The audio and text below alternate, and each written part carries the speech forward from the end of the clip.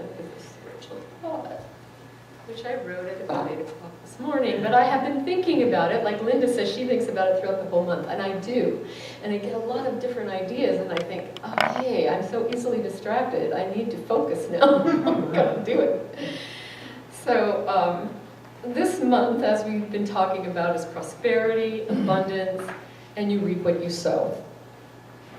And I find, what is it that you value came up to me. What is it that you value was a question that I asked myself.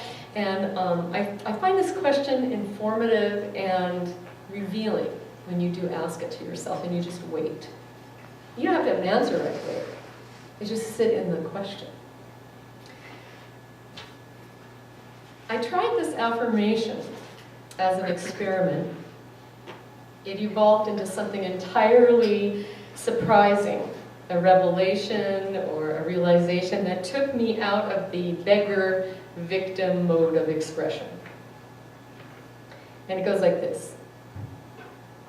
By day and by night, I am being prospered in all my ways, and I am most grateful.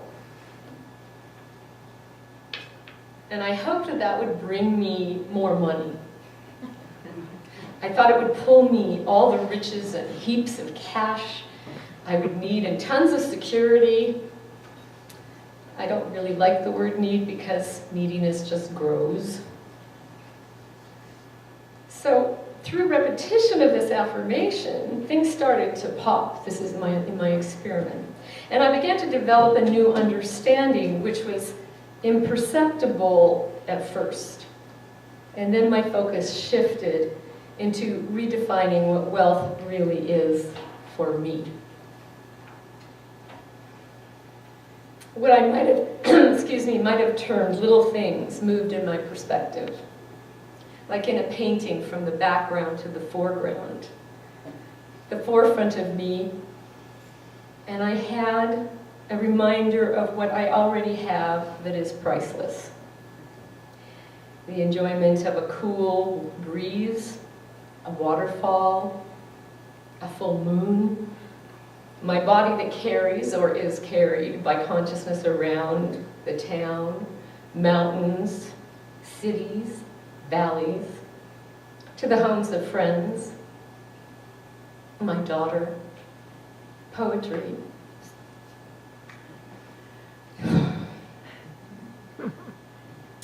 music, and community. All of this was remembered. And I termed love, which turns into wealth. I found that love really isn't a commodity we have to pay for to be here now. It's a misdirection in our thinking and conditioning, which feels like disconnection. And we humans are pulled from an indefinable energy source that always says yes. Yes, you are loved, and you are love. So I say, unzip the straitjacket of impoverished thinking. As Osho would say, you are missing. You're missing your life. What a miracle I was missing in the mere fact of aliveness. This affirmation shifted my attention to a simple act of stating that I am being prospered. A direct experience into what I truly valued opened up. And I saw that I am wealthy. And you can do this too and see what happens for you. Or not, the choice is yours. I'd like to close with a poem by Dr. Masaru Emoto, who pioneered and conducted experiments of human consciousness and how it affects molecules of water. He passed 9 days ago in Tokyo, Japan, at the age of 71. And while his work is controversial, under investigation even, so what? He brought forth new information to consider and broaden the very idea of consciousness and its effects on everything. In his case, the element of water. What really lives there? Here's a short poem he wrote.